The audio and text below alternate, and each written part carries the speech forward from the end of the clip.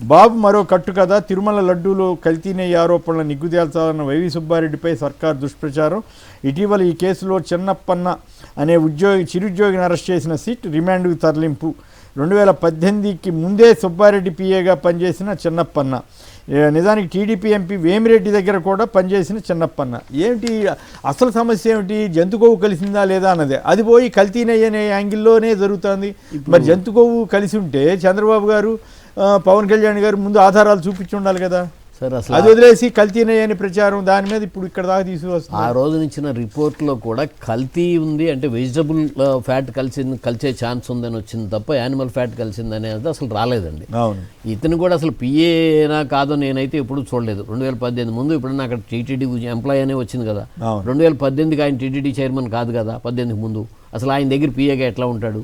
వేమిరెడ్డి గారి దగ్గర అంటే వేమిరెడ్డి గారి మిస్సెస్ 2 సార్లు టీటీడీ బోర్డు మెంబర్గా అప్పుడు ఉన్నారు కాబట్టి అట్లా ఉండొచ్చు. ఇవేంటంటే ఏ రకంగా సుబ్బారెడ్డి గారికి చూడదామా అనేది ప్రజలకి అర్థమైపోతూ ఉంది. సో సుప్రీంకోర్టు ఎంటర్ అయిన తర్వాతే అసలు దాన్ని ఇదిలోకి వచ్చింది. సో ఇప్పుడు కూడా వాస్తవ విషయాలన్నీ మరుగున పరిచేసేసి దాన్ని ఏదో లబ్ధి పొందాం అనుకుంటే అటువంటి లబ్ధి జరగదండి ఎవరికి కూడాను. అవాస్తవమైన ప్రచారాలతో ఇప్పుడు కేసుల్లో కూడా జోగి రమేష్ గారిని ఏ రకంగా దాంట్లో ఇది చేయాలనుకున్నారు. ఇప్పుడు సుబ్బారెడ్డి ఆయన చుట్టే ప్రయత్నం జోగి రమేష్ గారిది దాదాపు క్లియర్ అయినట్టుంది. ఏది వీళ్ళు వాట్సాప్ లో వచ్చిన స్క్రీన్ షాట్లు అనేది అసలు ఎవరైనా 2 ఫోన్లు పెట్టుకుంటే చేయొచ్చు అనేది అందరికీ అర్థమయ్యే విషయం. ఇప్పుడు అసలు ఫోన్ ఆయన దగ్గర లేనప్పుడు పారేసి వచ్చానని చెప్పినప్పుడు క్లియర్గా ఏమాత్రం వార్త చదివే వాళ్ళకే అర్థమైపోతుంది ఇది ఫ్యాబ్రికేటెడ్ అనేది. ఇప్పుడు ఇక్కడ కూడా అంతే. ఎప్పుడో 18 ముందు ఎప్పుడు అసలు ఇంతవరకు అతని పేరుని ఎవ్వరూ వినలేదు. వినని వ్యక్తిని ఒక చిన్న ఉద్యోగస్తుని పట్టుకొచ్చి అతన్ని ఇది చేసుకొచ్చి స్టేట్మెంట్ ఇప్పించి, అంటే ఏ ఆధారాలు లేకపోయినా సరే మనం ఏదో ఒక దాన్ని పట్టుకుని అంటే సూదిని పట్టుకుని దూలాన్ని లాగుదామనే ప్రయత్నంలో జరుగుతుంది. అయితే నాకు ఒక ఇంట్రెస్టింగ్ అనిపించింది. ఆమె right or not I don't know. హైకోర్టులోనే వాదనలు వినిపించండి, మార్గదర్శి ఆర్బీఐ నిబంధనల ఉల్లంఘన కేసు ఉండవల్లికి సుప్రీంకోర్టు సూచన అన్నారు. ఇప్పుడు పరకామణి కేసు అంటే టీటీడీ ఇష్యూ వచ్చింది కాబట్టి ఒక రకంగా అది కూడా పరకామణి కేసులు మొత్తం పే చేస్తారు. తప్పు చేశాడు కాబట్టి మనమేం దాన్ని తప్పు పట్టాం. కానీ ఈ మార్గదర్శి కేసు ఇది ఒకే తరహా కాకపోయినా కూడా బట్ రీపేమెంట్ జరిగింది అనేది పాయింట్. అక్కడేమో అంత సీరియస్గా ఉన్నారు, ఇక్కడ ఎందుకు ఇట్లా ఉన్నారు? కోర్టుల ముందు గవర్నమెంట్ లాయర్లు నేనైనా ఒకటిగానే ఉండాలి. అంటే ఈ వాదనలో కోట్ల రూపాయల ఫేస్ వాల్యూ ఉన్న లాయర్లు చేసే వాదనల మూలంగా ఇవన్నీ కొంత మార్పుకు వచ్చేసారు. జడ్జీలు ఏదో ఇదవుతున్నారని వాళ్ళ న్యాయ వ్యవస్థ అవుతుందనేది కాదు. ఇంకా న్యాయ వ్యవస్థ బతికే ఉంది కాదని మనం, కానీ చూసే వాళ్ళకి ఓకే మీరు చెప్పింది కరెక్ట్. అక్కడేమో పూర్తిగా వాళ్ళ ఆస్తులు మొత్తం రాసి ఇచ్చేశారు. వాళ్ళ మీద చట్టపరంగా క్రిమినల్ కేసులు కంటిన్యూ అవుతున్నాయి. ఇక్కడేమో డబ్బులు పే చేశారు కాబట్టి పే చేస్తే క్రిమినల్ కేసు ఎట్లా పోతుందండి? మరి అది పోకూడదు కదా. మరి హైకోర్టులో సుప్రీంకోర్టులో అసలు ఏళ్ల తరబడి తేలట్లేదు. మరి ఇదే పరకామణి కేసు మీద ఈనాడు వాళ్ళు పుంఖాలుగా రాస్తుంటారు చాలా ఘోరం జరిగిపోయిందని. మరి నాకు వచ్చిన సందేహం మీరనే కాదండి, సామాన్య ప్రజలకి కూడా వార్తలు చూసే ప్రతి వాళ్ళకి కూడా ఇటువంటి సందేహాలు వస్తూనే ఉంటాయి. సో జనరల్గా చదువుకోనందు మాత్రాన ఎవరు ప్రజలు ఇంటలెక్చువల్ పీపుల్ కాదు, లేకపోతే కొద్ది 10th క్లాస్ వరకు చదువుకున్న వాళ్ళే ఎక్కువ మీడియాని దీనంతా ఫాలో అవుతుంటారు. వాళ్ళందరికీ కూడా వాళ్ళందరూ ఇంటలెక్చువల్సేనండి. అవును, వాళ్ళ పరిస్థితుల మూలంగా చదువుకోలేదు. ఇదేమిటి వ్యవస్థలో ఇట్లా జరుగుతున్నాయి ఏంటని బాధపడే వాళ్ళే చాలా ఎక్కువ మంది ఉంటారు. రైట్. రామ్నాథ్ గారు మీరు కూడా సంక్షిప్తంగా దీని మీద కామెంట్ చేస్తారా?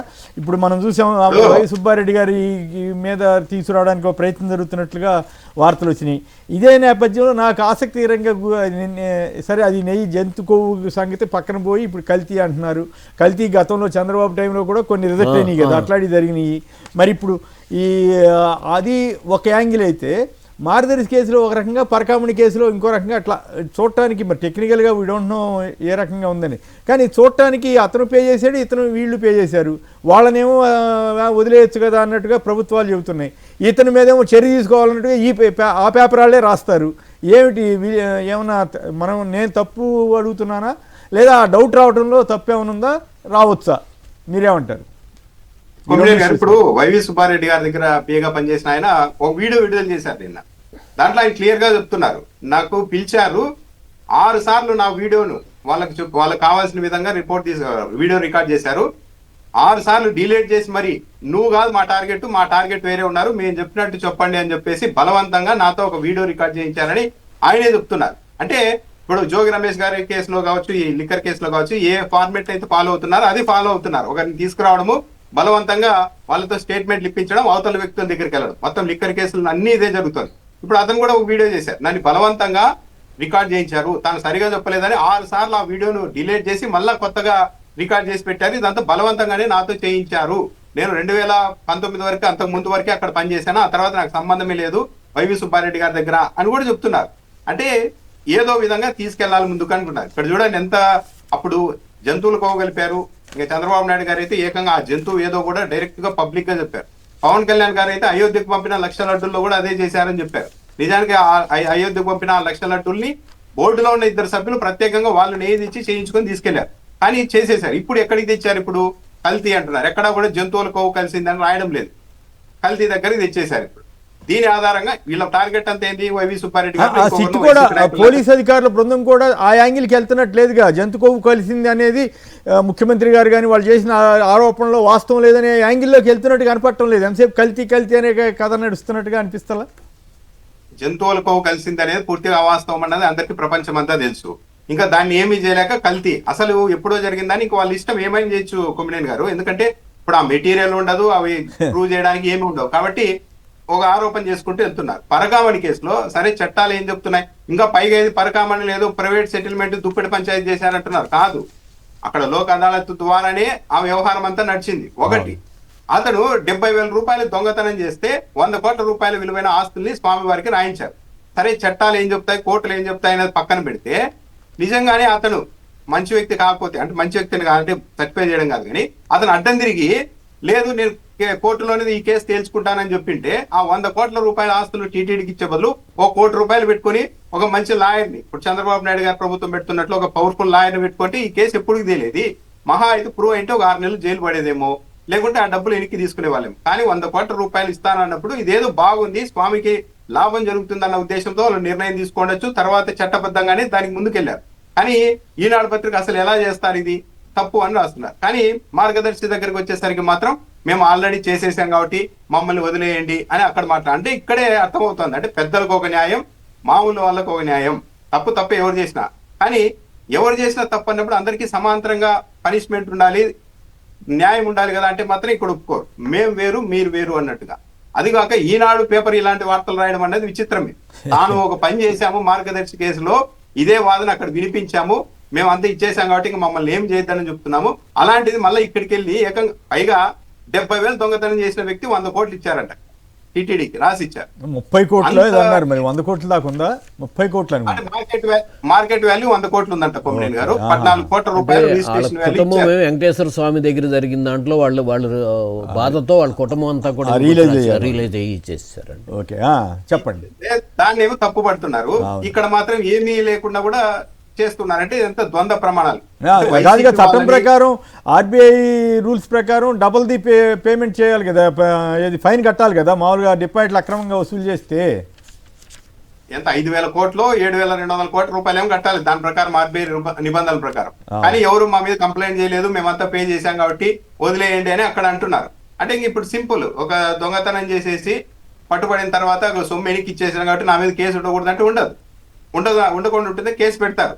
అంటే ఈనాడుకు వచ్చేసరికి మాత్రం మా ఆర్గ్యుమెంట్ ఇదే, అవును మేము తప్పు చేశాము కానీ అవతలకు మళ్ళీ రిటర్న్ ఇచ్చేసాం కాబట్టి మమ్మల్ని వదిలేయండి, కేసులు పెట్టద్దని అక్కడ వాదిస్తారు. ఇక్కడికి మాత్రం పూర్తి భిన్నమైన వాదన.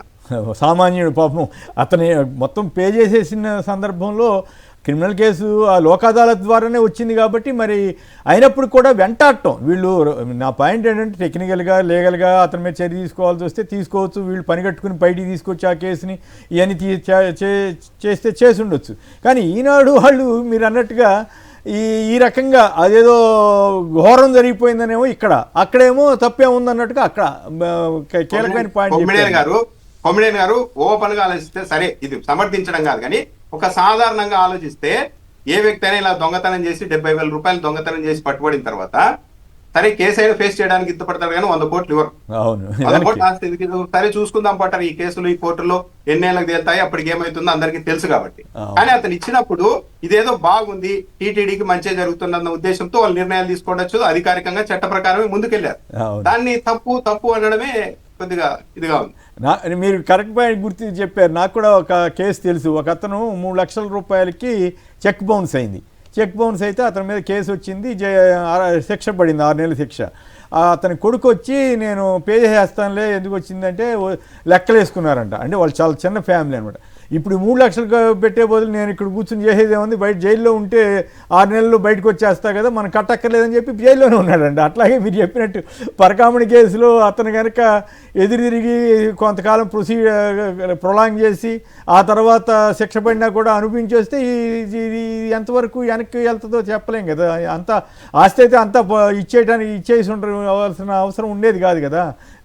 మంచి పాయింట్, ఆసక్తికరమైన పాయింట్ చెప్పారు రామ్నాథ్ గారు. రైట్. 8,081.63 కోట్ల పనికి 307 కోట్లు. పోలవరం ఎడమ కాలువ 5A ప్యాకేజీల్లో మిగిలిన పనుల అంచనా వ్యయం పెంపు. ఈ ప్రధాంటోను అమరావతిలో 174 కోట్లు, ఇక్కడేమో 5 రెట్లు పెంచారంట. అసలు ఏంటి ఈ పోలవరం పనులు, మిగిలిపోయిన పనులన్నిటికీ ఈ ఇష్టం వచ్చినట్లు పెంచుకుంటూ వెళ్ళిపోతుంటారు. అమరావతిలో ఒక చదరపు అడుగుకి భూమి మనదే, వాళ్ళ కన్స్ట్రక్షన్కే చదరపు అడుగుకి 10,000 పైన పే చేస్తున్న పరిస్థితి. హైదరాబాద్లో బంజారా హిల్స్లో హై రైజ్ అపార్ట్మెంట్స్లో భూమి కూడా వాళ్ళదే అయ్యి ఉండి, ఎక్సలెంట్ ఎగ్జిక్యూటివ్ అపార్ట్మెంట్స్లో 10,000 12,000 అంతా వాళ్ళదే అయ్యి ఉంటే కొని హైదరాబాద్ సిటీ మధ్యలో. అక్కడ అమరావతిలో కూడా అంటే ఇంతకు ముందు కూడా వచ్చినాయి. చంద్రబాబు నాయుడు గారి ప్రభుత్వం ఉంటే ఒక 100 మందో 200 మందో, సో మిలియనీర్స్, బిలియనీర్స్ ట్రిలియనీర్స్ అవుతారండి, సామాన్య ప్రజలు కాదు. అదే జగన్మోహన్ రెడ్డి గారు, రాజశేఖర రెడ్డి గారు ముఖ్యమంత్రి ఉంటే గ్రామాల పలిసీమలన్నీ సంపత్తో ఉంటాయి, సామాన్య ప్రజలు సంతోషంగా ఉంటారు. ఇక్కడ కూడా వాళ్ళ రిలేషన్ మీరు చూసారో లేదు, 174 కోట్లు పడుతుందంట 5 కిలోమీటర్ల. అవునండి, అంటే బంగారంతో. దాని మీద క్లారిఫికేషన్ కూడా వచ్చినట్లేదు, రాదు, వాళ్ళకి తెలుసు కాబట్టి దాని మీద క్లారిఫికేషన్లు ఏమి ఇవ్వరండి. తప్పైతే చెప్పాలి కదా. సరే, వాస్తవంగా నిద్రపోయే వాళ్ళని లేపొచ్చు, నిద్ర నటించే వాళ్ళని లేపలేవు. వాళ్ళకి తెలిసే జరుగుతుంది కాబట్టి దాని మీద క్లారిఫికేషన్ ఎవరా అక్కడ ఇచ్చే వ్యక్తులు కూడా వాళ్ళకి అన్ని తీసుకోండి, అన్నింటిలోనూ వాళ్ళకి సంబంధించిన వ్యక్తులు. ఇక్కడ కూడా రామోజీరావు గారి అబ్బాయి ఈయంకుడు అనేది చాలా క్లియర్గా వస్తుంది. ఇప్పుడు పోలవరం వచ్చిందండి, మనం వార్తలో చూశాను. 381 కోట్లు ఎక్కడ, 300 ఎన్ని రెట్లు ఇది అవుతుంది పని. 20% పెరిగింది, లేదా మార్కెట్ బట్టి అంటే ఇన్ఫ్లేషన్ ప్రకారం ఉంటుంది అర్థం. అంటే ఇక దానికి పరిమితం లేని రకంగా 4 రెట్లు పెరిగింది. ప్లస్ ప్రజాధనాన్ని ఈ రకంగా వెళ్తారు. ప్రజలకు ఉపయోగపడే మెడికల్ కాలేజీల దగ్గరేమో ఒక 5,000 కోట్లు పెడితే మొత్తం కాలేజీలన్నీ అయిపోయే పరిస్థితిలో, ఆఫ్టర్ ఆల్ చిన్న స్టేట్ ఛత్తీస్గఢ్లో వాళ్ళు 4 కాలేజీలు ప్రభుత్వం తరఫున కడతా ఉంటే మనమేమో పిపిపి వాళ్ళే రాసుకున్నారు. అప్పు తెచ్చి బకాయిలు చెల్లింపు, నెట్వర్క్ ఆసుపత్రులకు ఒకేసారి చెల్లించేందుకు 3,000 కోట్ల రుణానికి ప్రభుత్వం నిర్ణయం తీసుకుందని ఎల్లో మీడియా. ఇది ఒక యాంగిల్. రెండో యాంగిల్ ఏంటంటే వాళ్ళు గవర్నమెంట్ ఆసుపత్రుల్లో ఓపీ పెరిగింది. అంటే మరి మొన్నటిదాకా అసలు గవర్నమెంట్ ఆసుపత్రులు పనిచేయవు, కాలేజీలు పనికిరావు అని చెప్పిన వాళ్ళు ఈ ఆసుపత్రుల బిల్లులు ఎగ్గొట్టడం కోసం ఇప్పుడు గవర్నమెంట్ ఆసుపత్రులు మరి అక్కడ ఆరోగ్యశ్రీ అమలు చేయనప్పుడు మరి ఎక్కడికోసారి పోవాలి కదా వీళ్ళు. సార్, హెల్త్ గ్రౌండ్స్లో వాళ్ళు సామాన్యులే కదండి, మనం కూడా ఫేస్ చేస్తున్నాం. కార్పొరేట్ ఇదికి వచ్చిన తర్వాత అసలు ఎంతెంత అవుతుందో తెలియని పరిస్థితిలో హాస్పిటల్కి వెళ్ళాలంటే భయపడే పరిస్థితిలో, అకౌంట్లో 10 లక్షల రూపాయలు ఉంచుకోకపోతే జ్వరం వచ్చి హాస్పిటల్కి వెళ్తేనే 4 లక్షలు అయ్యే పరిస్థితులు వస్తున్నాయి కార్పొరేట్ సిస్టంలో. ఇటువంటి పరిస్థితుల్లో గవర్నమెంట్ సిస్టంలో కానీ హెల్త్ సిస్టమ్ లేకపోతే ఎంత ప్రమాదం జరుగుతుందో అనేది అందరికీ తెలిసిందే. అక్కడ మెడికల్ కాలేజీ అంటే ఓపీ హాస్పిటల్ చాలా ఇంపార్టెంట్ అండి. ఇప్పుడు దాంట్లో వాళ్ళ వార్తలోనే ఉంది, గవర్నమెంట్ హాస్పిటల్లో ఓపీ పెరిగింది. సో గవర్నమెంట్ హాస్పిటల్లో సేవలు కానీ కరెక్ట్గా ఉంటే గవర్నమెంట్ హాస్పిటల్కే వెళ్తారండి. సేవలు సరిగ్గా దాన్ని నిర్వీర్యం కావాలని మనమే నిర్వీర్యం చేసి కార్పొరేట్ సెక్టార్కి వెళ్ళే ప్రయత్నం పాలకులు చేస్తే ఇవన్నీ కూడా నెగిటివ్ ఇంపాక్ట్. ప్రభుత్వ ఆసుపత్రులు బాగా పనిచేయగలవనే కదా. ఇప్పటికీ గుంటూరు గవర్నమెంట్ మెడికల్ కాలేజీ హాస్పిటల్లో ఆంధ్రప్రదేశ్లో గుంటూరు హాస్పిటల్కే వెళ్ళేవారు. ఆ తర్వాత మనం ఎక్కడికి వెళ్ళేవాళ్ళం, మనం మళ్ళీ తమిళనాడు వెళ్ళేవాళ్ళం అండి ఇక్కడ దాటితే. సో ఆ పరిస్థితులు ఇప్పటికీ కూడా గుంటూరు మెడికల్ కాలేజీలో టాప్ సీట్లు ఫస్ట్ ఫిలప్ అయ్యేది గుంటూరు మెడికల్ కాలేజీనే. సో మరి నడవట్లేదని ఎట్లా మాట్లాడారు? రామ్నాథ్ గారు మీరే ఉంటారు, ఇది ఈ వార్త మీరు ఫాలో అయి ఉంటారు కదా. అప్పు తెచ్చి బకాయిలు చెల్లిస్తారంట. వాళ్ళు అప్పుడు తెస్తారో ఎప్పుడు బకాయిలు చెల్లిస్తారు. మీన్వైల్ ప్రభుత్వ ఆసుపత్రిలో ఓపీ బాగా పెరిగిపోయిందంట. 6 నెలల్లో 20% పెరిగిందంట. బ్రహ్మాండం 4 కోట్ల మందికి వైద్య సేవలు అందించారంట. అసలు ప్రభుత్వ కాలేజీలు పనిచేయవు, వాళ్ళ కాదు, మేము కార్పొరేట్ స్థాయిలో ఇవ్వాలి అనుకుంటున్నాం, అందుకే ప్రభుత్వ మెడికల్ కాలేజీలన్నీ ప్రైవేట్ పరం చేస్తున్నామని చెప్పి వాదించారు కదా. మరి ఇప్పుడు దీనికి ఈ రెండు కాంట్రడిక్టరీగా అనిపించట్లేదా? ఇప్పుడు ఆరోగ్యశ్రీ కింద కొమ్మినేని గారు అప్పుడు విడతల వారి గారు 300 కోట్లు 600 కోట్లు ఇవ్వండి అంటేనే మా దగ్గర లేవు, అప్పులు లేవాల్సి వస్తుంది అని చెప్తున్నారు. అంటే పరోక్షంగా దీన్ని కూడా వీక్ చేయడానికి ట్రై చేస్తున్నారు. అట్ ది సేమ్ టైం ఇదే ఆరోగ్యశ్రీని ప్యారలల్ గా కార్పొరేట్ ఇన్సూరెన్స్ కంపెనీలు తేవాలని చూస్తున్నారు. వాళ్ళకి 5,000 కోట్లు చెల్లించాల్సి ఉంటుంది, అది కూడా ఒకేసారి ముందస్తుగా చెల్లించాల్సి ఉంటుంది ప్రీమియం. మరి అక్కడ ఎలా చేస్తారు అంటే ప్రైవేట్ కు మొత్తం ఇవ్వాలి అన్న ఒక ఉద్దేశంతోనే ముందుకు వెళ్తున్నారు. గవర్నమెంట్ లో ఓపీ పెరుగుతోంది అని అంటే హఠాత్తుగా ఎందుకు పెరుగుతోంది అంటే ఇప్పుడు ప్రైవేట్ హాస్పిటల్లో ఎక్కడా కూడా రానివ్వడం లేదు పేదల్ని, ఇంకా ఈ ఆరోగ్యశ్రీ కారణంగా డబ్బులు చెల్లించకపోవడంతో. దాంతో వాళ్ళంతా గవర్నమెంట్ హాస్పిటల్కి వెళ్తున్నారు. ఇదే ఇక్కడే ప్రమాదం, అసలైన ప్రమాదం. ఎప్పుడైనా సరే ఇప్పుడు ప్యారలల్ గా గవర్నమెంట్ హాస్పిటల్ ఉన్నాయి కాబట్టి అక్కడికి రాగలుగుతున్నారు. చంద్రబాబు నాయుడు గారు మెల్లగా మెడికల్ కాలేజీలో దానికి అనుబంధంగా ప్రధానంగా హాస్పిటల్ ఉంటాయి, వాటన్నింటినీ ప్రైవేట్ వ్యక్తుల చేతుల్లోకి పెట్టేసి పూర్తిగా ఒక టైంకి ప్రభుత్వ రంగంలో వైద్యం అనేది లేకుండా చేస్తే అప్పుడు ప్రజలు ఏమైపోతారు? ప్రధానంగా ప్రజలు ఇబ్బంది పడింది 2 విషయాల్లో. అప్పట్లో గతంలో రాజశేఖర రెడ్డి గారు ఆరోగ్యశ్రీ ఫీజు రియంబర్స్ ముందు ఒకటి వైద్యము, 2 విద్యకు. దీనికి సంబంధించి ఆస్తులు అమ్ముకునేవాళ్ళు. గుండె జబ్బు లాంటిది పెద్దది వస్తే ఆస్తులు అమ్మేయడమే. అలాంటి పరిస్థితులు ఉంటే ఈ రోజు తీసుకొని వచ్చారు ఈ స్థాయికి. కానీ చంద్రబాబు నాయుడు గారు మళ్ళీ మొత్తం రివర్స్ చేస్తూ ఉన్నారు, మొత్తం అంతా ప్రైవేట్ చేతుల్లో పెట్టే ప్రయత్నం చేస్తున్నారు, ఆరోగ్యశ్రీని నిర్వీర్యం చేస్తున్నారు. దీనివల్ల ఒక పోటీతత్వం లేకపోతే కనీసం ప్యారలల్ గా ప్రభుత్వ హాస్పిటల్ ఉన్నప్పుడే ఈ కార్పొరేట్ హాస్పిటల్ ఈ స్థాయిలో ప్రజలు వేధిస్తున్నాయి. ఇక పూర్తిగా ప్రభుత్వ రంగం అన్నది లేకపోతే ఇంకా ఊహించడానికి కూడా సాధ్యం కాదు. చాలా అభివృద్ధి చెందిన దేశాల్లో కూడా వైద్యాన్ని ప్రైవేట్ నియంత్రణలో ప్రభుత్వ నియంత్రణలో పెట్టుకుంటున్నారు. కానీ మనది రాష్ట్రం మాత్రం పూర్తిగా ముందుకు వెళ్ళిపోతారు. చిన్న చిన్న రాష్ట్రాలు కూడా, పక్కనున్న రాష్ట్రాలు కూడా ప్రభుత్వ రంగంలోనే ప్రభుత్వమే మెడికల్ కాలేజీలు నిర్మిస్తూ ఉంటే చంద్రబాబు నాయుడు గారు మాత్రం ఇది సాధ్యం కాదు, మనం ప్రైవేట్కి ఇవ్వాలి అని వెళ్తున్నారు. అంటే చాలా ప్రమాదకరమైన ఆట ఆడుతున్నారు. అంటే పేదల ప్రజల ఆరోగ్యం కంటే కార్పొరేట్ కి కొందరు ప్రైవేట్ హాస్పిటల్ అభివృద్ధి చెందడమే చంద్రబాబు నాయుడు గారికి ఇష్టంగా ఉందా అన్న అభిప్రాయం అయితే దీంతో వ్యక్తం అవుతుంది. అదే టైంలో ఓపీ పెరిగింది ప్రభుత్వ ఆసుపత్రిలో మళ్ళీ వాళ్ళే రాస్తున్నారు, ఎల్లో మీడియానే రాస్తున్నారు. అంటే ప్రభుత్వ ఆసుపత్రులు మొన్నటిదాకా ఏం వాదించారు, ప్రభుత్వ ఆసుపత్రుల్లో సర్వీస్ ఎక్కడ సరిగ్గా జరుగుతుంది, ఎవరు పని చేస్తున్నారు అన్న వాళ్ళు ఇప్పుడు మరి ఎట్లా పెరిగింది అనే దానికి ఆ ఆర్గ్యుమెంట్ ఉండదు. 2 కాంట్రడిక్టరీగా అనిపించట్లేదా? అప్పుడు కూడా ఒక లైన్ మీద ఏం లేదు కొమ్మినేని గారు. ఇప్పుడు మెడికల్ కాలేజీని ప్రైవేట్ ఇవ్వాలి, మనం అనుకున్న పని చేయాలన్నప్పుడు ఒక వాదన వినిపిస్తారు. లేదు చంద్రబాబు నాయుడు గారి హయాంలో ప్రభుత్వ హాస్పిటల్ కూడా బాగున్నాయని ఒక ఇంప్రెషన్ కలిగించాలన్నప్పుడు ఇలా రాస్తారు. అంతే, వాళ్ళే ఒక స్టాండ్ మీద ఉంటే కౌంటర్ చేయడానికి సాధ్యం అవుతుంది. కానీ వాళ్ళు ఏ సమయానికి ఎలా అనుకూలంగా ఉంటుందో అలా వెళ్ళిపోతున్నారు ముందుకి. అంతేనా? రైట్. ఇక ప్రధానమైనటువంటి ఇష్యూలోకి వద్దాం. రైతులకు సంబంధించి కష్టాలు నష్టాలు ఏ రకంగా జరిగాయి, వీటన్ని మీద కన్నీరే మిగిలింది. ముంపునకు గురైన పంట పొలాలు, నీరు దిగే మార్గం లేక రైతుల గగ్గోలు, గోదావరి డెల్టాలో ఎగదన్నుతున్న డ్రైన్లు, కళ్ళెదుటే కుళ్ళిపోతున్న వరికంకులు, పత్తికాయలు, పొంగి పొర్లుతున్న ఏలేరు, శుద్ధగడ్డ జలాశయాలు, పిఠాపురం బ్రాంచ్ కెనాల్ కింద ముంపు బారిన పొలాలు. మరి నేను పిఠాపురం కాకుండా అవినిగడ్డ ఎందుకు వెళ్ళారు మరి పవన్ కళ్యాణ్ గారు? నేను అవినిగడ్డ వెళ్ళారట కదా, ఆ ప్రాంతంలో చూసారు. సరే వెళ్ళటం తప్పేం కాదు, కానీ బట్ పిఠాపురం ఆ ప్రాంత ప్రజాప్రతినిధిగా వాళ్ళ ఓటర్ని మేము కూడా పరామర్శించాలి కదా. పిఠాపురం వెళ్ళి అవనిగడ్డ వెళ్ళొచ్చు, కానీ పిఠాపురం వెళ్ళలేదు. ఇంకా ఇది కూడా అందరినీ పలకరించుకోండి, అక్కడ ఉన్న వాళ్ళందరూ ఒకే కుటుంబానికి ఎంతవరకు వాస్తవం? అంటే వాస్తవేనండి అది. అంటే పవన్ కళ్యాణ్ గారు ఏమన్నా తీర్చగలుగుతారా ఇప్పుడు? అంటే కంపారిటివ్గా ముఖ్యమంత్రి గారు అంటే ముఖ్యమంత్రి గారు, ఆయన తర్వాత పవర్ఫుల్ లోకేష్ గారు కదా, ఈయన వెళ్ళి హామీలు ఇస్తే కూడా అవుద్దా? ఆ భీమవరం డిఎస్పీనే ట్రాన్స్ఫర్ చేయించలేకపోయాడు కదా. కానీ తీర్చగలుగుతారా అనేది కాదండి, ఆయన సీరియస్గా తీర్చడానికి ప్రయత్నం చేస్తున్నారా అనేదే ప్రజలకు వస్తున్న అనుమానం. అంతేనా? సో ఇంతకు ముందేమో అదే వ్యక్తి మాట్లాడిన వ్యక్తి గోదావరి జిల్లాలో 2022-23లో సైక్లోన్ వచ్చినప్పుడు వరి వ్యవసాయానికి 25,000 రూపాయలు ఇవ్వాలని చెప్పి ఆయన డిమాండ్ చేశారు. ఇప్పుడు డిప్యూటీ సీఎం తర్వాత పెడతాం, క్యాబినెట్లో ఒక ముఖ్యమంత్రి ప్రధానమైన ఒక పార్టీ అధ్యక్షుడు కదా. ఇప్పుడు జరిగిన నష్టం అంతా కూడా ఆ గోదావరి జిల్లాల్లోనూ అక్కడే కదా, ఆయనకి ప్రధానంగా వర్గం సపోర్ట్ చేసిన దగ్గరే కదా. ఇప్పుడు గవర్నమెంట్ మీద ఒత్తిడి తీసుకొచ్చి ఆయన ఇచ్చిన డిమాండ్ అయినా ఇప్పించే ప్రయత్నం చేస్తారా అనేది చూద్దాం. అంతే, దానికి చేసే అవకాశం అసలు కనీసం డిమాండ్ గురించి ప్రస్తావించారు మాట్లాడతలేదండి. ఏమండి రామ్నాథ్ గారు చెప్పండి, పవన్ కళ్యాణ్ గారు నిన్న టూర్ చేశారు, సరే పిఠాపురం కాకుండా ఇక్కడికి వెళ్ళారు, వెళ్ళటం తప్పు కాదు, కానీ బట్ మరి ఆయన 20,000 25,000 డిమాండ్ చేశారు కదా, ఎకరానికి ఉచిత బీమాతో పాటు ఇది కూడా ఇవ్వాలని అప్పుడు చెప్పారట. మరి ఇప్పుడు అసలు ఆ ప్రస్తావన ఎందుకు తీసుకురావట్లేదు పవన్ కళ్యాణ్ గారు? పవన్ కళ్యాణ్ గారే కాదు కొమ్మినేని గారు, చంద్రబాబు నాయుడు గారు కూడా మేము ఇంత ఇస్తామని ఎక్కడా చెప్పడం లేదు. చంద్రబాబు నాయుడు గారు కూడా 2023లో రాష్ట్ర ప్రభుత్వానికి లేఖ రాశారు. వాణిజ్య పంటలకు 50,000 ఇవ్వాలి, వరికి 20,000 ఇవ్వాలి, అదేది హెక్టార్ కాదు ఎకరాకే ఇవ్వాలి అని చెప్పారు. కానీ ఈ రోజు మాత్రం ఎంత ఇస్తామని చెప్పలేదు. సరే ఎన్ని లక్షల ఎకరాల్లో నష్టం జరిగిందనేది 2-3 రోజుల్లో రిపోర్ట్ వస్తుంది, కానీ మేము ఇంత ఇస్తామని కూడా చెప్పడం లేదు. చంద్రబాబు నాయుడు గారు బాగా ఆలోచించండి, ఎప్పుడైనా సరే తుఫాన్ లాంటివి ఇలాంటివి వచ్చినప్పుడు ముందు రివ్యూలు చేయడము, హడావిడి చేయడం, దీంట్లో చూపెట్టిన శ్రద్ధ ఆ తర్వాత చూపెట్టరు. ఇంకో 4 రోజుల తర్వాత ఈ అంశం గురించి పెద్దగా ప్రస్తావించరు కూడా. అంటే మీడియాలో హైప్ ఉన్నప్పుడు పబ్లిక్ అటెన్షన్ మనం డ్రా చేయగలుగుతాం అన్నప్పుడు మాత్రమే ఈ హడావిడి అంతా చేస్తూ ఉంటారు. చంద్రబాబు నాయుడు గారు తుఫాన్ వచ్చిన తర్వాత ఇంకా వీక్ అవుతూ ఉంటారు ఆయన. ఎందుకు?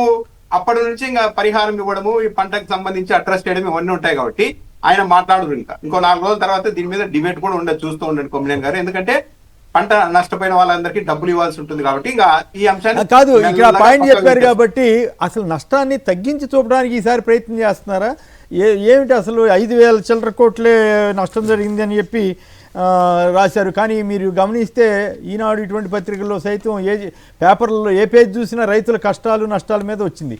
నిజంగా రైతులు చాలా తీవ్రంగా నష్టపోయినట్లే కదా. నేను విజయవాడ వెళ్తే అక్కడ కొంతమంది రైతులు చెబుతున్నారు, మచిలీపట్నం ప్రాంతంలో గాలికి మొత్తం వరంతా వాలిపోయిందట. వాలిపోయి బురదయ్యే పరిస్థితి వచ్చింది. అది అసలే ధర లేదు. మామూలుగా ఒక ఆయన చెప్తున్నాడు, గతంలో జగన్ గారి టైంలో 2,000 దాకా పలికిని, ఇప్పుడు 1,400-1,500 కూడా పలకట్లేదండి, ఏం చేయాలో తెలియట్లేదని అన్నారు. రామ్నాథ్ గారు చెప్పండి, నిజంగానే అంచనాన్ని తగ్గించడానికి ఏమైనా ప్రయత్నం చేస్తున్నట్లా వీళ్ళు? ఇప్పుడు బయట ప్రచారము మీడియాలో ఈవెన్ వైఎస్ఆర్సీపీ చెప్తూనే దాదాపు 15 లక్షల ఎకరాల్లో పంట నష్టం జరిగిందని చెప్తున్నారు. కానీ ఈ రోజు పత్రికల్లో ప్రధాని శీర్షికలు చూస్తే పంట నష్టాన్ని మేము తగ్గించామని చంద్రబాబు నాయుడు గారు చెప్పిన మాటనే పెట్టారు. సరే ఇప్పుడు ప్రాణ నష్టాన్ని మేము తగ్గించాం అంటే సరే ముందే అప్రమత్తం చేసి వాళ్ళందరినీ పునరావాస కేంద్రాలకు తరలించడం వల్ల ప్రాణ నష్టం తగ్గిందని అనుకోవచ్చు. కానీ మేము టెక్నాలజీని వాడి పంట నష్టాన్ని తగ్గించామని చెప్తున్నారు. పంట నష్టాన్ని ఎలా తగ్గిస్తారు? పంటలు ఏం పునరావాస కేంద్రాలకు తరలించరు, అక్కడే ఉంటుంది. కానీ పంట నష్టాన్ని తగ్గించామని చెప్తుంటే నిజంగానే నిన్న జగన్మోహన్ రెడ్డి గారు కూడా ఈ అనుమానం వ్యక్తం చేశారు. అందరికీ న్యాయం జరగాలి, రైతులు ఈ పంట నష్టానికి సంబంధించి తీవ్రతను తగ్గించి చూపే ప్రయత్నం చేస్తుంది రాష్ట్ర ప్రభుత్వం, కాబట్టి రైతుల పక్షాన ఉండాలని చెప్పారు. ఎందుకు రాష్ట్ర ప్రభుత్వం ఇప్పుడు భయపడుతోంది ఈ విషయంలో? పంటలు కూడా మొత్తం 800 కోట్ల చిల్లర మాత్రమే నష్టం జరిగిందని ఎందుకు చెప్తూ ఉన్నారు అంటే, గతంలో ఉన్న పాలసీలను అన్నింటినీ తప్పించేసి ఉచిత పంటల బీమా లేకుండా చేశారు. దీనివల్ల రైతులు ఇప్పుడు పెద్ద ఇబ్బంది ఎదుర్కోబోతున్నారు. జగన్మోహన్ రెడ్డి గారి హయాంలో సచివాలయ సిబ్బంది ప్రతి తోటకు వెళ్ళి రైతుల దగ్గరికి వెళ్ళి ఫోటోలు దిగి ఈ క్రాప్ చేసేవాళ్ళు, అంతా అయిపోయేది, అంత ఉచితంగా జరిగేది. ఇప్పుడు చాలా మంది రైతులు పాపం అమాయకంగా అప్పట్లో లాగే మన పొలాల దగ్గరకు వచ్చి ఈ క్రాప్ చేస్తారు, ఉచిత పంటల బీమా ఉంటుంది అనుకొని ఎవ్వరూ కూడా రైతులకు తెలియకుండా ఆగిపోయారు. గతంలో 80 లక్షల ఎకరాలకు జరిగితే ఇప్పుడు 19 లక్షల ఎకరాలకు మాత్రమే జరిగింది బీమా. అంటే ఎంత దారుణం! పైగా ఇదివరకు బ్యాంకుల్లో రుణాలు ఇచ్చేటప్పుడు మ్యాండేటరీ ఉండేది. ఏదైనా ఒక రుణం ఇవ్వాలన్నప్పుడు ఆ పంటకి ఇన్సూరెన్స్ డబ్బులు ప్రీమియం చెల్లించుకొని ఇచ్చేవాళ్ళు. తర్వాత కేంద్ర ప్రభుత్వం ఏం చేసింది? దాన్ని రైతుల ఇష్టానికి వదిలేసింది. మీరు ప్రీమియం చెల్లించి ఇన్సూరెన్స్ చేసుకోవడమా లేదా అనేది రైతుల ఇష్టమని. దానివల్ల మరింత మంది నష్టపోయారు. ఇప్పుడు వీళ్ళందరికీ ఏం చేస్తారన్నది అర్థం కావడం లేదు. ఇన్సూరెన్స్ ఇప్పిస్తామని చంద్రబాబు నాయుడు గారు అంటున్నారు, కానీ లేదు మామూలుగా కూడా నష్టపోయిన రైతులు మేము ఆదుకుంటామని ఎక్కడా చెప్పడం లేదు. చంద్రబాబు నాయుడు గారు 2023లోనే 50,000 వాణిజ్య పంటలకు 20,000 వరికి ఇవ్వాలని చెప్పారు. ఇప్పుడున్న ఈ 3-4 ఏళ్ళ ఇన్ఫ్లేషన్ కూడా మనం పరిగణలోకి తీసుకుంటే 2-3 ఏళ్లలో ఇప్పుడు ఎంత ఇవ్వాలి మరి? కానీ ఎక్కడా మాట్లాడడం లేదు. ఎందుకు మాట్లాడడం లేదంటే తెలుసు, చంద్రబాబు నాయుడు గారికి ఒక ప్రకటన చేస్తే దానికి కట్టుబడి ఉండాల్సి ఉంటుంది.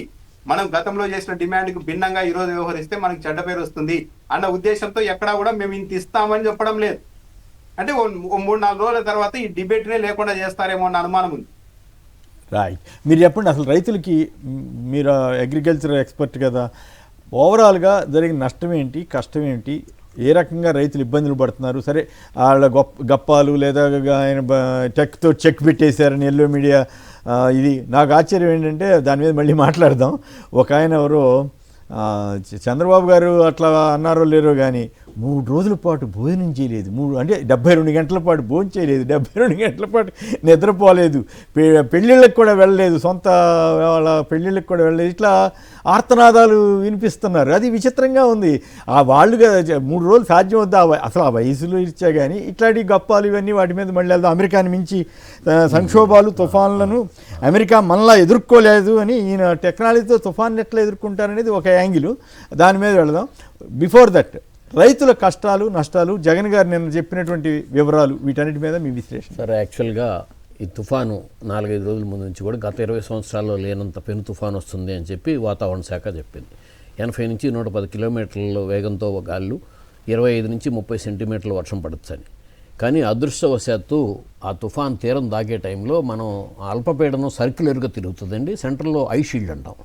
ఆ సర్క్యులర్గా తిరిగేదల్లా స్పైరల్గా మారి తిరిగి ఐ షీల్డ్లో కొట్టి వర్షం వెళ్ళి ప్రకాశం జిల్లాలో ఒంగోలులోనూ కావలిలోనూ హైయెస్ట్ వర్షం పడింది. ఈ విండ్స్ కెపాసిటీ అనేది 80 నుంచి 110 కిలోమీటర్లలో 50 కిలోమీటర్లకు రెడ్యూస్ అయిందండి. దీని మూలంగా కోనసీమలో కొబ్బరి రైతులు మాత్రం చాలా అదృష్టవంతులు. లేకపోతే తిత్లీలో ఉద్దానంలో కానీ కొబ్బరిను జీడి మామిడి ఎట్లా పడిపోయేది అట్లా అయ్యేది. కానీ బాపట్ల నుంచి ఈ తుఫాన్ ఎక్కడి నుంచి ఎక్కడి దాకా వర్షం ఉందో శ్రీకాకుళం దాకా సుమారుగా 38 లక్షల ఎకరాల్లో వరి సాగు జరిగితే 28 లక్షల ఎకరాలు ఈ ప్రాంతంలోనే ఉందండి. సో దరిదాపుగా వరి పంట ఏమాత్రం పంట పాలు పోసుకునే టైము, పంటకు వచ్చే టైంలో నేల వాలిపోతే కంప్లీట్గా దిగుబడి 50% కంటే ఎక్కువకి దిగుబడి నష్టపోతారు. 50% పైన అసలు కొన్నిసార్లు అయితే దమ్ము చేసేసి మళ్ళీ రబీ ఊడ్చుకోవాల్సిన పరిస్థితి కూడా వస్తుంది. ఈ ధాన్యం వ్యాపారులు కూడా చాలా ఇబ్బంది పెడతారు. క్వాలిటీ పడిపోతుంది కదండి. వాళ్ళు అనేది కాదు, యాక్చువల్గా పాలు సరిగ్గా పోసుకోకపోతే నోక అయిపోతుంది. అట్లాగే డిస్కలర్ వచ్చే ఛాన్స్ వస్తుంది, లేకపోతే జర్మినేషన్ వస్తుంది. ఈ వర్షాల మూలంగా తొందరగా తుఫాన్లకు దెబ్బతినేది, ఫస్ట్ దెబ్బతినేది రైతు, రెండోది విద్యుత్ శాఖ. సో ఈ రైతు దగ్గరికి వచ్చేటప్పటికి చాలా ఎక్కువగా నష్టం వరి రైతులకు జరిగింది.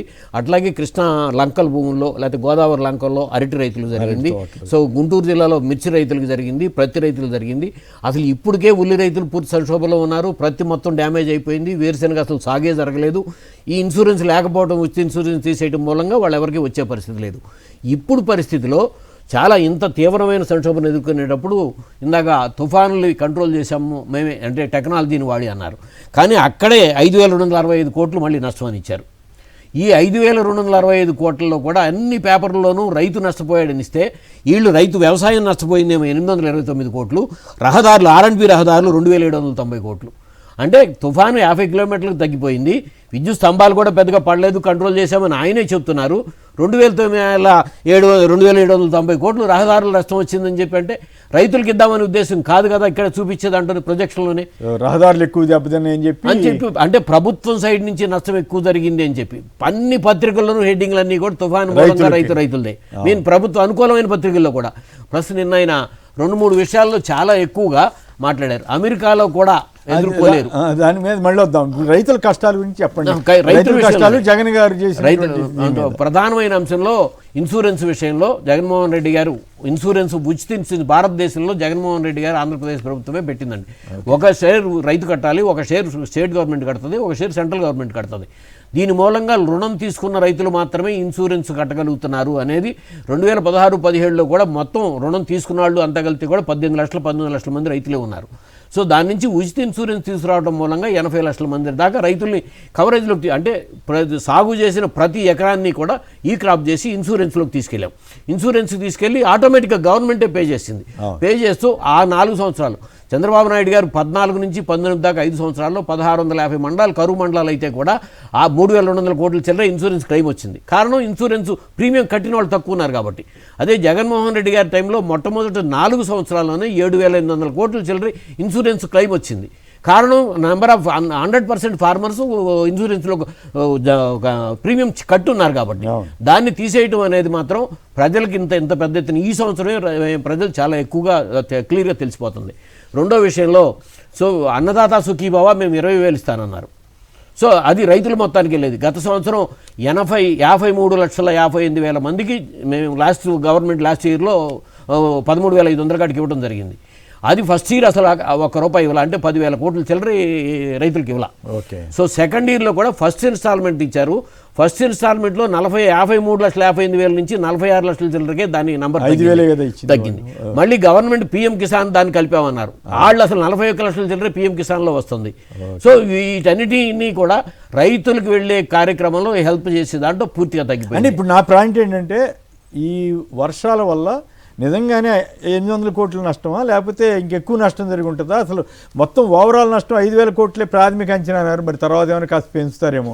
రైతులకు జరిగిన నష్టాన్ని తగ్గించడానికి ప్రయత్నం జరుగుతుందా అన్న అనుమానం ఏమన్నా వస్తుంది? సరే, ఇట్లా ఈ ఫిగర్స్ చూసినప్పుడు అదే వస్తుంది కదా. యాక్చువల్గా జరగని ప్రాంతంలో ప్రభుత్వ ఆస్తులకు నష్టం ఎక్కువ చూపించి రైతులు తక్కువ చూపిస్తాం. కానీ వాస్తవంగా ఫీల్డ్ మీద మాత్రం అన్ని అనుకూల వాళ్ళను ప్రభుత్వ అనుకూల పత్రికలు కూడా వాస్తవాలే రాస్తున్నాయి, ఫోటోలతో సహా పెద్ద పెద్ద ఒక పేజీలో పెట్టి రాస్తున్నాయి. సో వాళ్ళ వరి వ్యవసాయం, ఆయన ఇంకో మాట కూడా అంటున్నారు, వరి పండించొద్దు, వరి తినేవాళ్ళు ఉండరు. సో అసలు అది కూడా భారతదేశం మొత్తం మీద కూడా ఒక కోటి టన్ను వరి తినేవాళ్ళలో 1 కోటి టన్నులకి జనాభాకి 18 లక్షల టన్నులు భారతదేశంలో ఉత్పత్తి ఉందండి. అదే తెలంగాణలో 1 కోటి జనాభాకి 40 లక్షల టన్నులు బియ్యం ఉత్పత్తి ఉంది. ఆంధ్రప్రదేశ్లో 1 కోటి జనాభాకి 14 లక్షల టన్నులు మాత్రమే బియ్యం ఉత్పత్తి ఉంది. అంటే బియ్యం ఉత్పత్తిలో 9వ స్థానంలో ఉన్న రాష్ట్రంలో ముఖ్యమంత్రి గారు మొట్టమొదటి స్థానం ఉత్తరప్రదేశ్. వాళ్ళెవరూ మాట్లాడుతున్నా. కానీ ఇక్కడ కాకపోతే ఏ పంట పండించాలి? ప్రత్యామ్నాయ పంట చూపించాలి కదా. ఈ డెల్టా ప్రాంతంలో ఇదిగో వరి కాదు, మీరు ప్రత్యామ్నాయ పంట చూపించగలరా?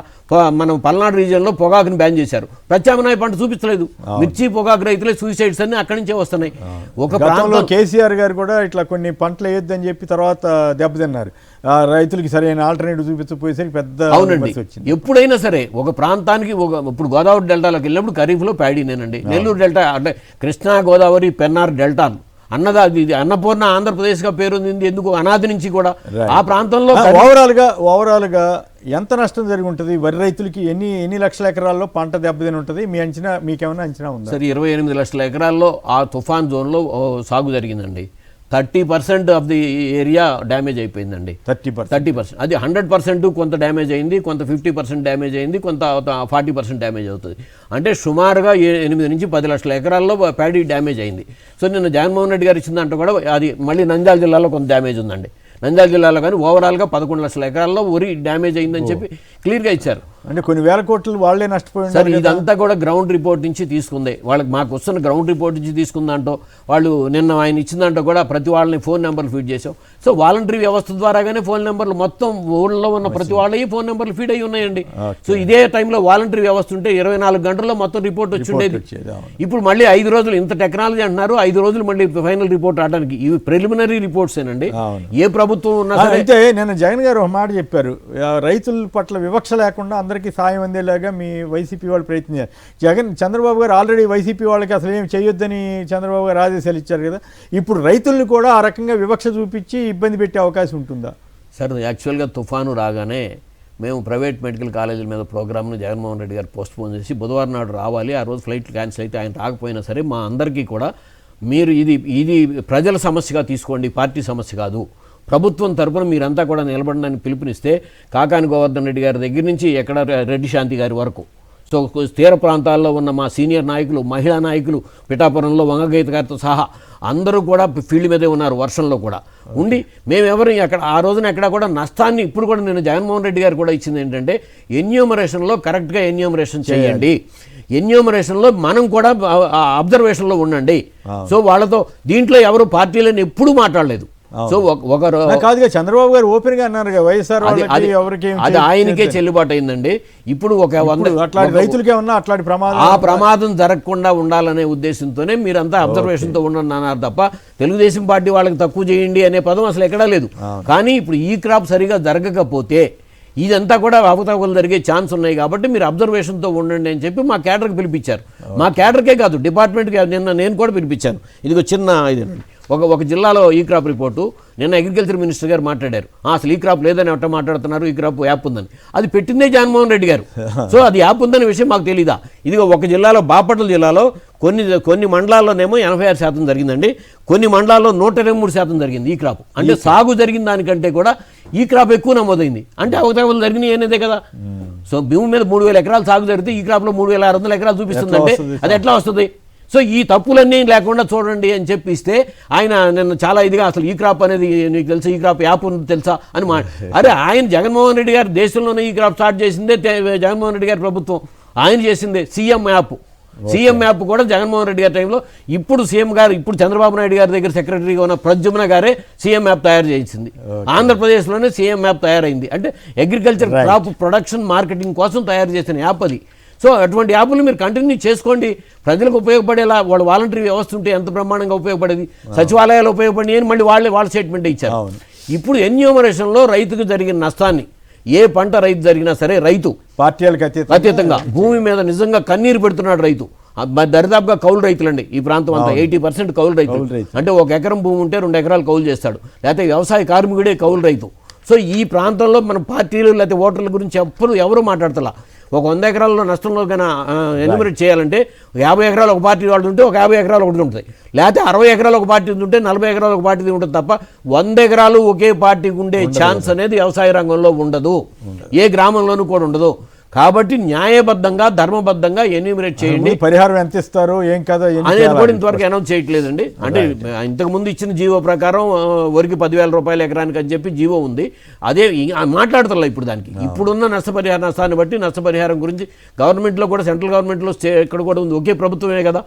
సో పీపుల్ ఎలియన్స్ అక్కడ ఉంది, అందరికీ ఇవ్వాలి, అందరికీ ఇవ్వాలి. వాళ్ళు జరిగిన పరిహారం చాలదనుకుంటే ఎక్కువ ఇవ్వడానికి. దీనికి ముందే ప్రతి రైతులు మొత్తం టోటల్గా దెబ్బతినిపోయారండి. వాళ్ళకి ఇన్పుట్ సబ్సిడీ వస్తుంది. ఉల్లి రైతులకు మొత్తం అనౌన్స్ చేసిన డబ్బులు ఇప్పటికి ఇవ్వలేదు. పొగాకు రైతులు కానీ అందరూ ఈ సంవత్సరం ఇంతవరకు ఎప్పుడూ లేనంత నష్టం అన్ని పంటల రైతులు అనంతపురం నుంచి శ్రీకాకుళం దాకా నష్టపోయారు. అందుకని ఇన్సూరెన్స్ ఉంటే ఈ సంవత్సరం 4,000 నుంచి 5,000 కోట్లు వచ్చేదనేది మేము చెప్తుంది. రైట్. సంక్షోభాలు తుఫాన్లను అమెరికా మనలా ఎదుర్కోలేదు, టెక్నాలజీతో తుఫాన్ ఎదుర్కొన్నాం. 16 నెలల్లో టెక్నాలజీ వ్యవస్థను తయారు చేశాం.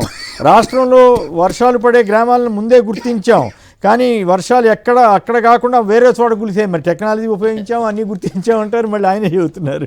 కాకినాడ దగ్గర అనుకుంటే వేరే చోట తీరం దాటింది. ప్రాథమిక నష్టం 5,265 కోట్లు అని చెప్పి అంచనాకి 5-6 రోజులు పడుతుందన్నారు. బాపు గప్పాలకు ఆకాశమే హద్దు. ఏ పరివాహక ప్రాంతంలో వర్షం ఎప్పుడు పడుతుందో ఎంత తెలుసుకున్నారంట, అందుకు తగ్గట్లు నీటి నిర్వహణ చేశారంట అంటూ అసలు మామూలుగా తుఫానుకైనా వరదలకైనా ఒక మాన్యువల్ ఉంటుంది. ఆటోమేటిక్గా ఆ మాన్యువల్ని అధికారులు పాటించాల్సి ఉంటుంది ప్రభుత్వ పరోక్షంగా. అంతేగాని వీళ్ళు కంప్యూటర్ ముందు కూర్చుంటే తప్పు కాదు, కానీ మొత్తం వీళ్ళే మానిటర్ చేసినట్టు చివరికి వీళ్ళు ఎల్లో మీడియా జాకీలు ఏ స్థాయికి వెళ్ళినాయి అంటే వెనకాల టైం చూసుకోకుండా ఏఎంఓ పిఎంఓ అంటే అర్ధరాత్రి వేళ 12:30 కూడా రివ్యూ చేస్తున్నట్టుగా వీళ్ళు ప్రచారం చేశారన్నారు. తీరా చూస్తే అదేమో పిఎం అని ఉందంట, అంటే మధ్యాహ్నం పూట. సో ఇట్లాంటి జాకీలతోటి ఎల్లో మీడియా గబ్బు పట్టించిందనేది ఒక అభిప్రాయం. ఆకాశమే హద్దుగా గప్పాలు కొట్టారనేది. వీటి మీద ఇగో టెక్తో చెక్ పెట్టారంట. ఏం టెక్కు ఏం చెక్కు? ఇప్పుడు రైతులకి గాలి వస్తే పంటలు పండని అది పడకుండా ఆపగలిగారా? ఇవన్నీ సాధ్యమయ్యే పనేనా? ఎందుకు ఇంత ఎక్కువగా అతి ప్రచారం చేసుకుని దెబ్బతింటారు? వీటి మీద ఎల్లో మీడియా జాకీలతోటి పరువు సగం తీస్తుంటే వీళ్ళు సొంతంగా అనవసరమైన వ్యాఖ్యలు చేసి మేము ఆపేసాము, ఏంటంటే ఏమన్నారండి, మోందా తుఫాన్ని చంద్రబాబు గారు ఆపేశారా? ఈ ఎట్లా ఆయన మేము నిజంగానే అమెరికాల కంటే గొప్పగా చేసామని ఆయన చెప్పటం. చుట్టూ సముద్రంలో పారేద్దాం అనుకున్నారు, కానీ సాధ్యపడలేదు. భవిష్యత్తులో పడేయగలుగుతారు. ఈ రామ్నాథ్ గారు చెప్పండి, ఈ ఎల్లో మీడియా జాకీలు జనం భరించలేక తెస్తున్నారు, చచ్చే పరిస్థితి వచ్చిందని జోకులు వస్తూ ఉన్నాయి. చంద్రబాబు గారు సైతం టెక్నాలజీ వాడతారు, ఎవరైనా వాడతారు, వాడాలి కూడా ఏది అవసరాన్ని బట్టి. ఈ తుఫాన్ ఆపడానికి టెక్నాలజీ ఎట్లా వస్తుంది? ఎట్లా అమెరికాలో సైతం ఈ టెక్నాలజీ లేదని చెప్పడం నాకేం అర్థం కాలేదు. మీకేమైనా అర్థమైందా? కొమ్మినేని గారు, చంద్రబాబు నాయుడు గారు అమెరికాలో ఈ దేశంలో ఎవరు కూడా ఇలా ఎదుర్కోలేదని చెప్తున్నారు, కానీ ఇప్పటికీ కూడా మన దేశంలో డిజాస్టర్ మేనేజ్మెంట్ లో నెంబర్ 1 స్టేట్ గా ఉన్నది ఒడిశా. 1999లో సూపర్ సైక్లోన్ వచ్చినప్పుడు అనేక మంది, వేల మంది చనిపోతే నెక్స్ట్ ఇయరే వాళ్ళు ఒడిశా స్టేట్ డిజాస్టర్ మేనేజ్మెంట్ అథారిటీని ఏర్పాటు చేశారు. ఒడిశాలో ఒక్క రోజులో 10 లక్షల మందిని పునరావాస కేంద్రాలకు తరలించే స్థాయిలో వాళ్ళ మెకానిజం. నెంబర్ 1 స్టేట్ అది. ఆ తర్వాత ఆ ఫార్ములాను, ఆ మోడల్ ని ఏపీ అడాప్ట్ చేసుకుంది. కానీ చంద్రబాబు నాయుడు గారికి ఈ విషయం తెలుసు. ఇప్పటికీ కూడా డిజాస్టర్ మేనేజ్మెంట్ లో ఒడిశా అనేది నెంబర్ 1 గా ఉందని చెప్పి దాన్ని కూడా మనం ఓవర్కమ్ చేశామని చెప్పడానికి పదే ఒక విషయం చెప్తుంటారు. అప్పట్లో ఒడిశాకి తుఫాన్ వచ్చినప్పుడు మన అధికారులు వెళ్ళి అక్కడి ముఖ్యమంత్రికి తొలిసారి శాటిలైట్ కోడ్ అందించారు అని చెప్తుంటారు. నిన్న కూడా చెప్పారు. మళ్ళీ అది ఎందుకు చెప్పారంటే మనం ఒడిశానికి సాయం చేసే స్థాయిలో మనం ఉన్నామని చెప్తున్నారు. ఇది ఎలా ఉంటుందంటే, పక్కింట్లో ఫీజు పోయి కరెంట్ పోయింది అనుకోండి కొమ్మినేని గారు, మన ఇంట్లో ఉన్న టార్చ్ లైట్ ఇచ్చి ఆ ఫీజు వేసుకోవడానికి టార్చ్ లైట్ ఇస్తే ఫీజు వేసిన తర్వాత ఇక తరాల తర్వాత కూడా మన వాళ్ళకు మునిమనలకు కూడా ఒరే ఒకప్పుడు ఆ ఇంటిలో చీకట్లు అలుముకుంటే మనమే వెలుగులు నింపామరా అని చెప్పుకున్నట్టుగా ఉంది చంద్రబాబు నాయుడు గారి ఉద్దేశం. లేకుంటే ఒడిశాకి మేము చేశామని చెప్పడం ద్వారా ఓవర్కమ్ చేయాలని చూస్తున్నారు. సరే, 16 నెలల్లో అద్భుతమైన వ్యవస్థను ఇచ్చామని చెప్పారు. ఏ వ్యవస్థ చెప్పారో చెప్పడం లేదు. పైగా ఒకవైపు ఏమో మీడియాలో దశాబ్దాలుగా చంద్రబాబు నాయుడు గారు తుఫాన్లు ఎదుర్కోవడంలో దిట్ట, ప్రధాని నరేంద్ర మోడీ గారి దగ్గర నుంచి రోసయ్య గారి వరకు, రోసయ్య గారు కూడా ఫోన్ చేశారని ఇప్పుడు చెప్తున్నారు.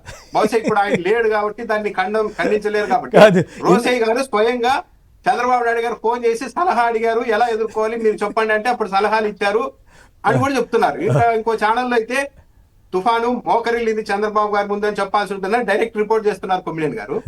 మోకరిల్లి ఉంటే మరి అది ఇంకో చోటకి పోయి ఇంకో చోట ఎలా తీరం దాటింది? కరెక్ట్ గా చంద్రబాబు నాయుడు గారు చెప్పిన చోటే దాటాలి కదా. ఈ పంట నష్టం తీవ్రత అయ్యింది. పైగా 16 నెలల్లో చంద్రబాబు నాయుడు గారు చేసింది ఏమి లేదు. చంద్రబాబు నాయుడు గారికి దశాబ్దాల నుంచి తుఫాన్లు ఎదుర్కొనే అనుభవం ఉందంటుంటే చంద్రబాబు నాయుడు గారు మాత్రం 16 నెలల నుంచి చెప్తున్నారు. ఎందుకు చెప్తున్నారు అంటే కొద్దిగా వెనక్కి వెళ్తే ఇంత టెక్నాలజీ ఇంత సమర్థత ఉంటే మరి విజయవాడ సగం మునిగిపోయే విషయాన్ని ముందే ఎందుకు కనిపెట్టలేకపోయారు? ఇంత సమర్థత ఉంది. విజయవాడ మొన్ననే కదా, కొన్ని నెలల క్రితమే జరిగింది కదా, మరి దాన్ని ఎలా కట్టడి చేయలేకపోయారు?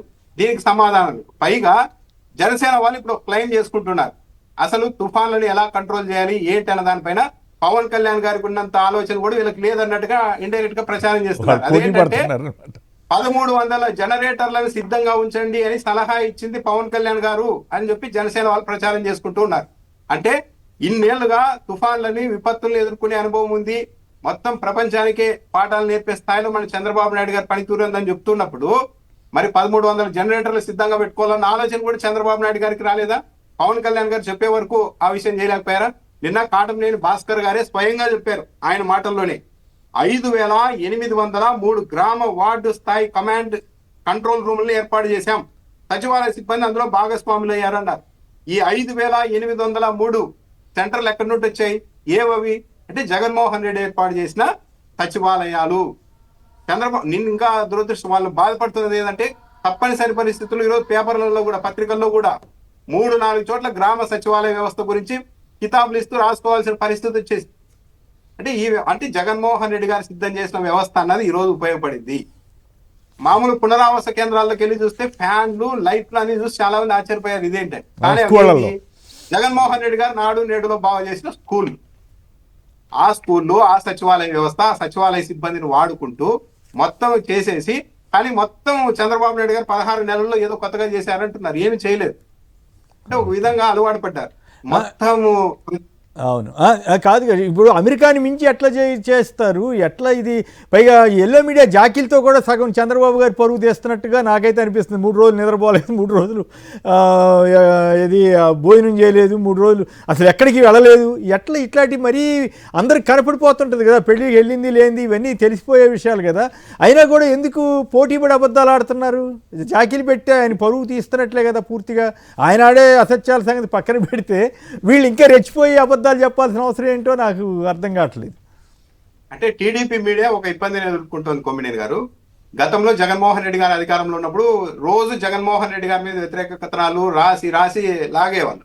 కానీ ఇప్పుడు జగన్మోహన్ రెడ్డి గారికి వ్యతిరేకంగా ఏదైనా రాస్తే ఇంకా 18 నెలలు అయింది, ఇంకా ఆయన మీద పడి ఏడవడం ఏంటని విపరీతంగా నెగిటివ్ వస్తుంది. అందుకని ఇంకా ఇప్పుడు చంద్రబాబు నాయుడు గారు గొప్పవారు అని పొగడడానికి లైన్లోకి దిగారు. 72 గంటల పాటు భోజనాల మీద ధ్యాస లేదు, నిద్ర. కొమ్మినేని గారు ఎవరైనా నమ్ముతా పెద్ద ఈ దేశంలో ఈ ప్రపంచంలో ఎక్కడ తుఫాన్లు రావడం లేదా?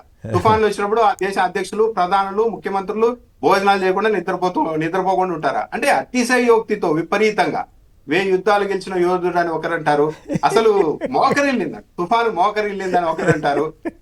ఇవన్నీ చూసి జనాలకంతా అర్థమైపోతారు ఏంటి ఇదంతా, ఇంత ఓవర్ యాక్షన్ ఏంటి, ఇంత అతి ఏంటి అన్నది. Right, okay. ఈ గప్పాల మీద మీ కామెంట్ ఏమిటి? నిజంగానే అమెరికా కంటే గొప్ప టెక్నాలజీ మన దగ్గర ఏముంది అసలు? పైగా టెక్నాలజీ తోటి ఎట్లా ఇప్పుడు తుఫాన్ ఆపితే టెక్నాలజీ ద్వారా ఏదన్నా అనుకోవచ్చు, సాధ్యం అది. ఆ తర్వాత కానీ ముందు కానీ జాగ్రత్త చర్యలు తీసుకోవడంలో టెక్నాలజీ వాడుకున్నారంటే అర్థం ఉంది. కానీ ఏమిటి ఇంతగా గొప్పలు ప్రచారం చేసుకోవడం కంటే ముందు రైతులను ఎట్లా ఆదుకోవాలనే దానికంటే కూడా ఈ గప్పాల ప్రచారం ఎక్కువగా ఉన్నట్లుంది. చంద్రబాబు నాయుడు గారు 4వ ముఖ్యమంత్రి, 15.5 సంవత్సరాలు ముఖ్యమంత్రిగా ఉన్నారు. నాకు కూడా ముఖ్యమంత్రే.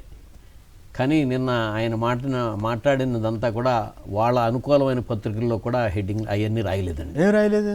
సో అమెరికా మనం ఎదుర్కొన్నట్టుగా టెక్నాలజీ ఎదుర్కోలేదు అని మాట్లాడిన మాటనే వాళ్ళ పత్రికల్లో పత్రికల్లో రాయట్లేదు, కానీ టీవీలో మాత్రం యాక్చువల్గా ఆయన మాట్లాడింది అది యాజ్గా వస్తుంది కదండి, అది వస్తుంది.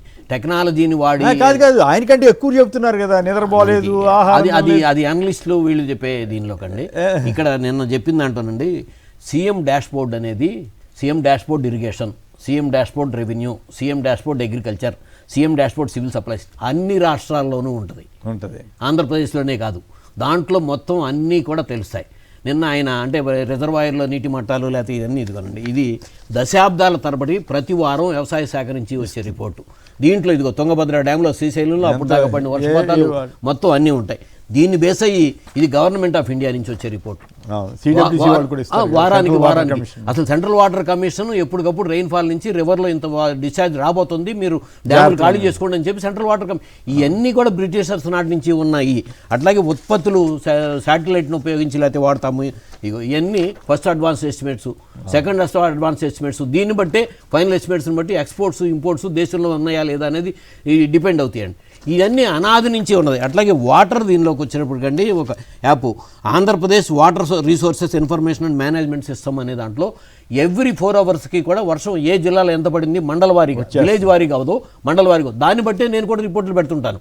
సో అది అఫీషియల్ వెబ్సైట్, ఇది కూడా దశాబ్దాల నుంచి ఉంది.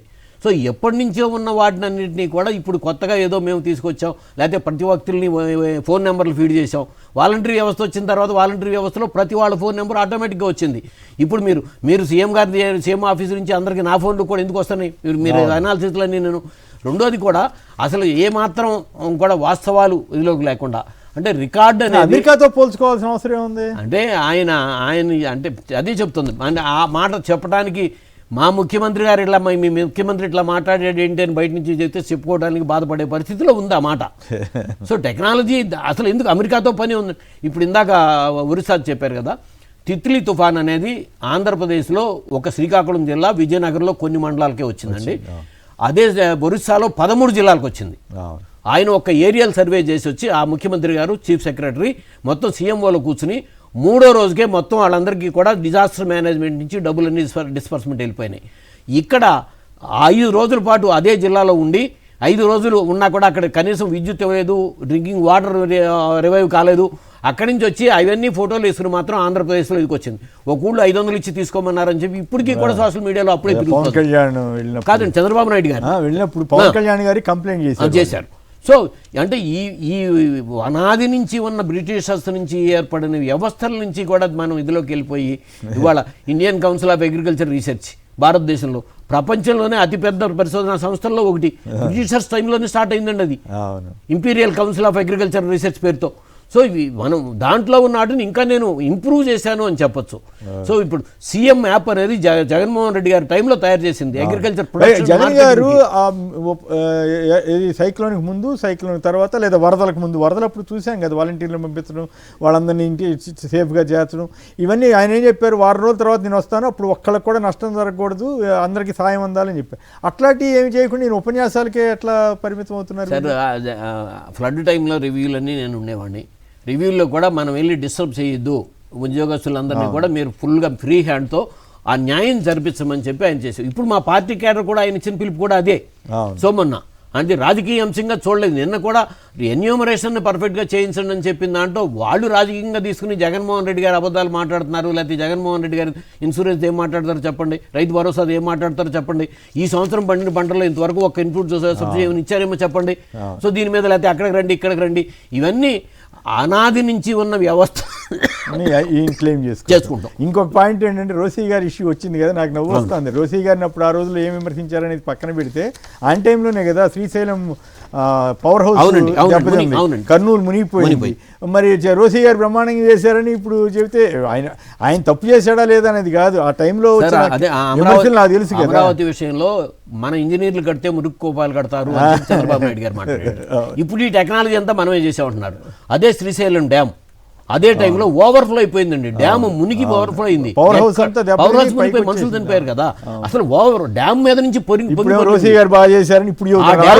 ఆ డ్యామ్ ఏమాత్రం కూడా చెక్కు చెదరలా, డ్యామ్ మీద నుంచి నీళ్లు పొంగి పొర్లినా కూడా. సో ఇప్పటికీ కూడా మన వ్యక్తుల్ని మనం ఇది చేసుకోవడం అనేది తప్పు కదా. సో ఆంధ్రప్రదేశ్ పౌరుడిగా ఆంధ్రప్రదేశ్ గౌరవించుకోవాలి, భారతీయ పౌరుడిగా భారతదేశాన్ని గౌరవించుకోవాలి. ఈ రెండూ లేకుండా అట్లాగే భారతదేశానికి పట్టుకొమ్మలైన గ్రామ ప్రాంతాలు రైతులు వాళ్ళు సంక్షోభంలో ఉన్నారు కాబట్టి వాళ్ళకి ఏం చేస్తాము అనే దాంట్లో చిత్తశుద్ధితో చేయమని చెప్పి మేము విజ్ఞప్తి చేస్తాం.